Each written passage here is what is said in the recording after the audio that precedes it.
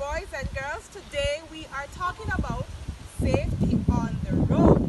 Now we're on the road and you want to know how you can cross the road safely. Do not go across the road without the help of an adult. Now here a car is coming and I can't go across, so I have to wait until the car pass, then I can go across when it is clear. Up the road I look to see if any traffic's near to me. Down the road I look as well and listen for a horn or a sound. Beep! Wait a bit, there's something coming. If I run out, I may be hit. So I'm going to wait